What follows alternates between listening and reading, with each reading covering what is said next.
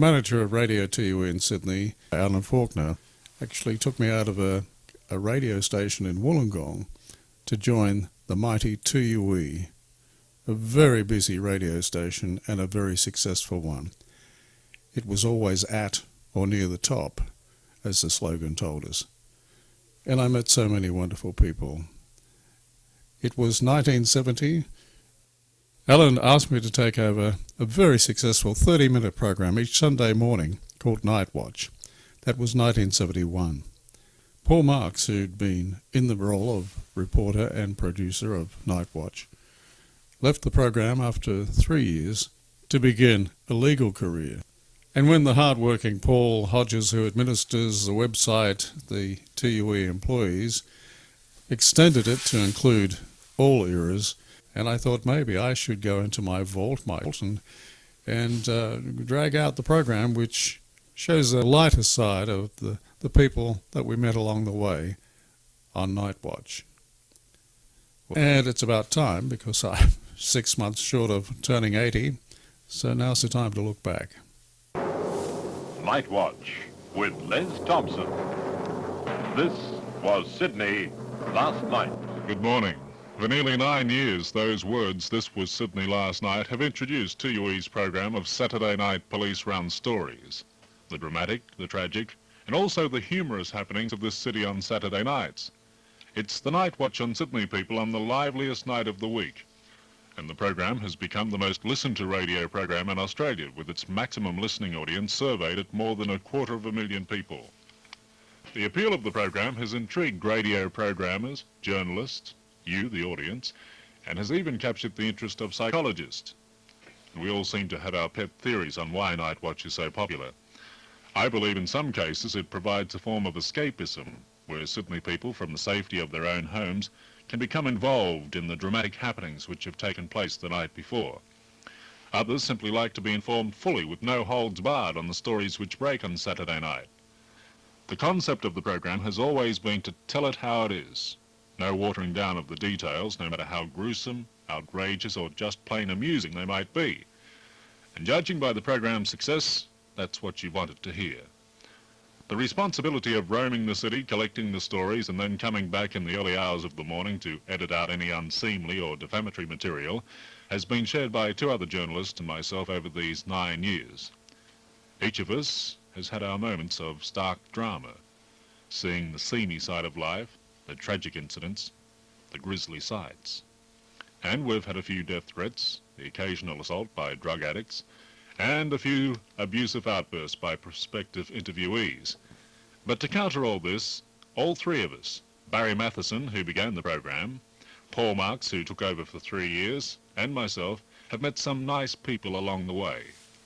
So in today's nostalgic program, we'll recapture some of the moments that the 3 of us have shared in a somewhat lighter vein with the people of Sydney over the last 9 years of Saturday nights. You can't help but admire the courage of some of our senior citizens who I've found often stand up to would-be bandits, such as the Bankstown small store owner I met back in 1972. 3 young fellows with hoods over their head came into the shop. One chap with a knife approached me and said, "This is a hold-up." What was your reaction? My reaction was, "Jim, bring in the gun." That's what you called out. Yeah, And what happened then? the 3 fellows just disappeared. Quite easy. Was Jim outside with the gun? No, Jim wasn't there and there was no gun. Well, sir, you were here on your own. You must admit it was a brave act, considering that one of them Brave was act, a armed. bloody lot of louts. Were they? Yeah. No, you didn't know that. Did they look like they meant business? Well, one had a big knife. One of the frustrations of the job is finding somebody who appears to have seen everything and yet knows nothing. It's burning quite furiously, but do you know what happened here? No. Looks as though the bed's on fire, doesn't it? Yes. Who lives in there? I don't know. I don't know who lives in there. I don't know anybody around here. Do you live around here? Oh, yeah, I live around here, but I've only lived here a week. Oh. That's all. I've only been living here a week. I don't know anybody. Looks as though it could have been started by a cigarette, possibly. I couldn't say. I've only lived here a week. And there are interviewees who can really put a reporter in his place. I met mine, a sweet little old lady caught up in a TAB robbery at Concord West. And the other man came right up to me at the corner of the table. And he's told me to get around there. And I looked at him. But he pointed the gun at you. Wait a bit. No, he didn't. He, and I looked at him. I couldn't make it. Why? He told me to get around there. And he just had his hand there like that, and he opened like that, and there was the sawn-off shotgun. Well, it didn't take me long to get round the corner. You really moved past And that. I got my hand behind me back with my purse, too, because I thought they might grab it, but they went out. And then you heard him demand the money, I suppose. No, I didn't. Barry Matheson also had his intentions misinterpreted while interviewing girls about visiting American sailors at King's Cross. I was just looking for some girls who may have been alone, but I can see you two girls not very interested in the American sailor. Why do you want us alone? Do you, You're on the air, love. I'm on the air, love. What do you want for what do you want with me? Saturday night has its surprises for a probing reporter, and you can certainly get some quite unexpected answers. She's my... Она каждый говоришь. Shut up. Ja, right. Она, ее говоришь. Ты говоришь, я дам тебе предмет, ты говоришь сама. Okay. Now, she's a friend of yours. It's my husband. Elizabeth Street and Park Street, it's 11:30, and a man has been hit by a car. What happened, do you know? I was just running across the road there and a taxi cab ran into him. How badly hurt is he? Oh, he's not real bad, just got a bump on the nut, that's all. Now, there you are, and you have to be an attractive young lady as you are to be in the business anyway, and there you are, completely stripping down in front of a 99% male audience. How do you feel at that time? Personally, I feel lovely. Unless there's been some horrible or snide or very witty remark made. No, I feel lovely. I think, the curtains are going to close in a minute and I can go and get changed.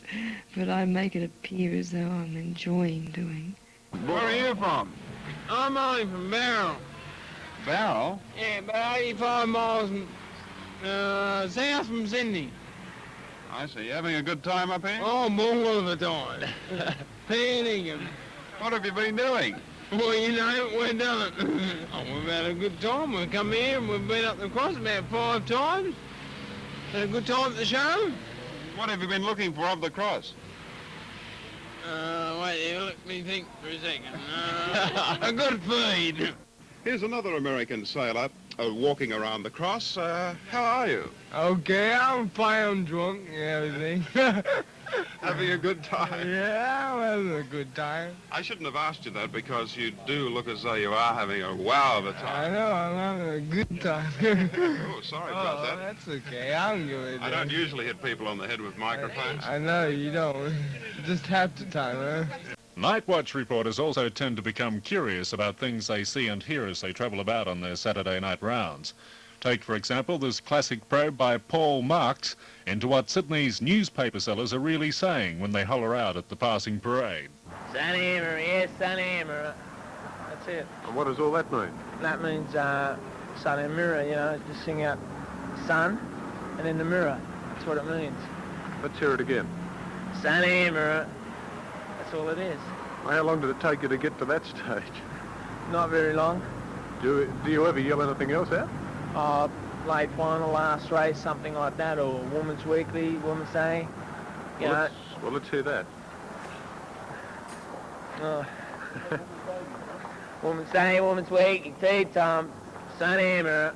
That's what it is, you know, just sing anything to sell anything. Sun and mirror. That, of course, means? Sun and mirror.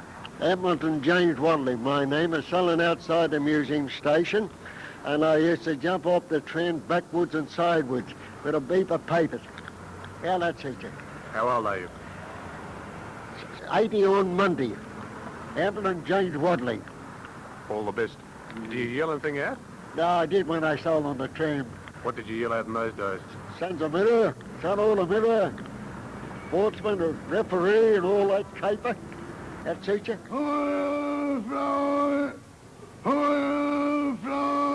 And what does that mean?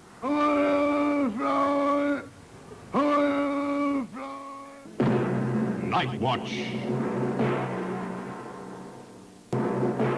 People caught up in dramatic situations such as fires often find they have to make hasty exits totally unprepared for their sudden public appearances.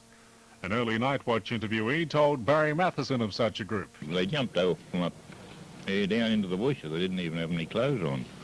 What, nothing on at all? No, he had to go and they got curtains wrapped around them.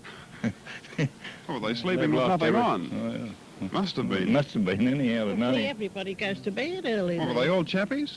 No, they're about 45, I think, 35, you know. I had the ladder up onto the top balcony, and he was steadying the ladder while the chap was coming down. He had no clothes on, and we were the only ones there then. There was one chap in the bushes with no clothes on, and a chap was coming down with no clothes on. Then there was the night I was told by the desk sergeant at Balmain Police Station he'd allow me 5 minutes with the prisoner they had in the cells at the rear of the station. The prisoner had been charged with offensive behaviour, clambering up a filing cabinet, walking over important police documents, and pelting officers with apple cores. So I looked through the small observation window in the steel door of the cell, and I saw the prisoner, huddled up beneath the grey blanket with the long red stripe, not making a movement. And with the help of a police constable, I tried to attract his attention, but it soon became obvious that he didn't want to talk. Monkey. Oh, he's curled up in the blanket, is he? Hey, he's moving.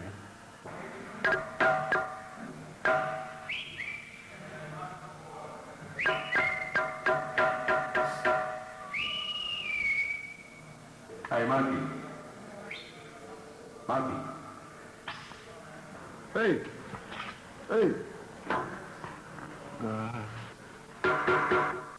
The 2-foot-tall monkey had been found wandering around the Balmain wharves and then taken to the police station for the night.